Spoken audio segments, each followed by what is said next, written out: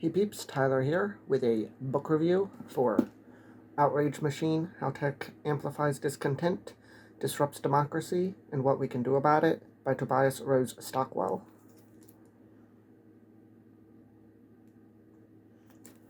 I will read the synopsis and then my review. An invaluable guide to understanding the technology that captures our attention with anger. The original intent was not designed to make us upset, distracted, confused, and outraged.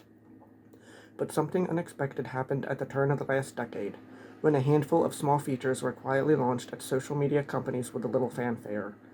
Together they triggered a cascading set of dramatic changes to how media, politics, and society itself operate, inadvertently creating an outrage machine we could not ignore.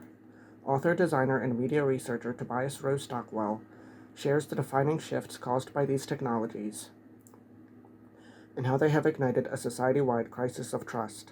Drawing from cutting-edge research and vivid personal anecdotes, Rose-Stockwell illustrates how social media has bound us to an unprecedented system of public performance, training us to react rather than reflect, and attack rather than debate. Outrage Machine reveals the triggers and tactics used to exploit our anger, unpacking how these tools hack our deep tribal instincts and psychological vulnerabilities, and how they have become opportunistic platforms for authoritarians and a threat to democratic norms everywhere.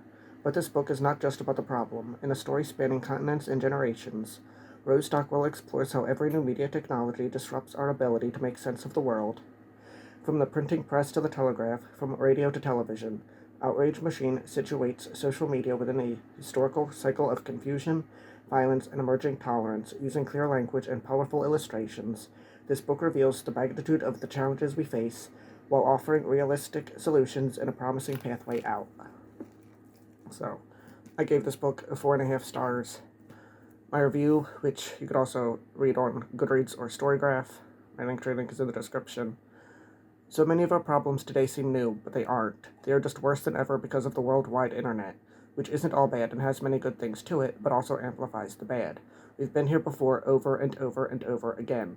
The printing press, newspapers, journalism, TV, radio, the internet, and now social media. We repeat the same patterns.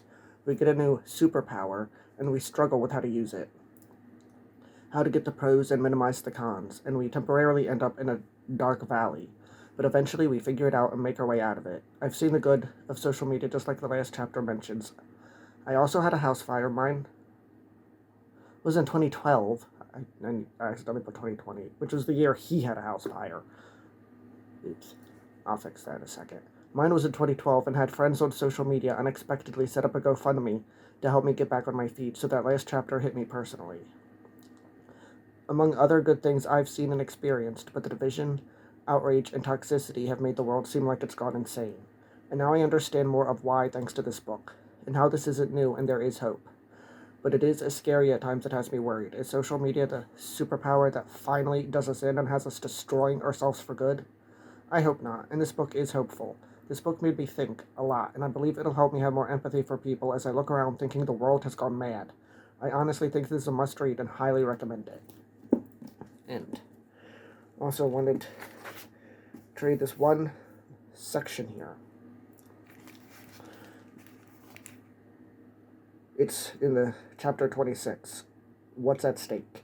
Today, liberal democracy is in danger. Within our bubbles of contempt, we're barely willing to face the future together. Small issues are looked at as mortal threats. Existential risks are seen as unimportant. Collectively, we are unable to agree upon which is which. This is a direct result of the way social networks are designed today. They are fundamentally changing the way we see truth, the way we measure our friends, and who we see as enemies.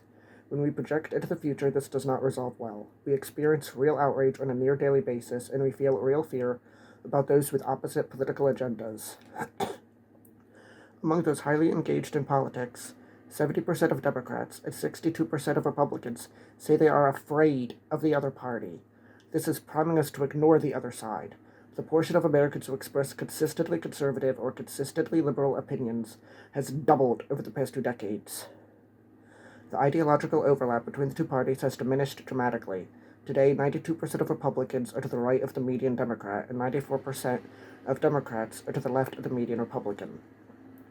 As social media forces us further into the corners of an anxiety and outrage, We see our worst political and social fears realized. We feel something akin to desperation, and we become more willing to look for solutions and leaders at extreme places.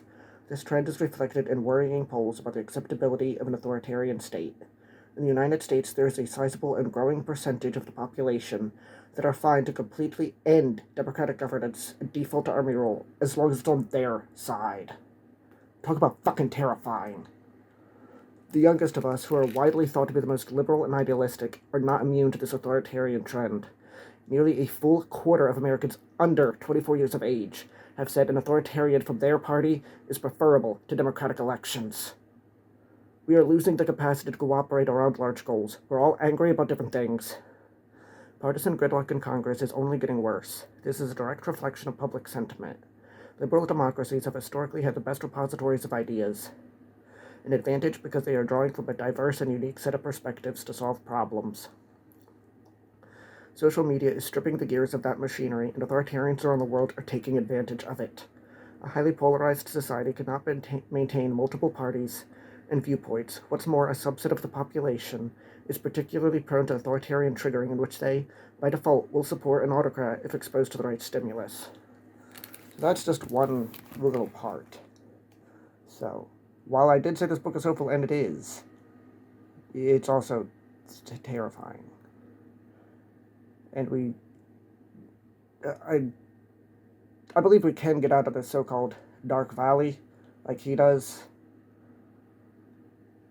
Especially now that I know we keep repeating the patterns, and, like, this isn't new. But this is terrifying. And we have to work together to fix this shit. There's so much information in this book. Like I said, I highly recommend it.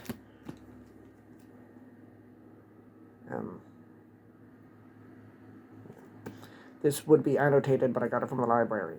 So, obviously I could not do that. Or it would be. So, yeah. Like, comment, share, subscribe, hit the bell if you want to. Thank you for watching, and have a nice day.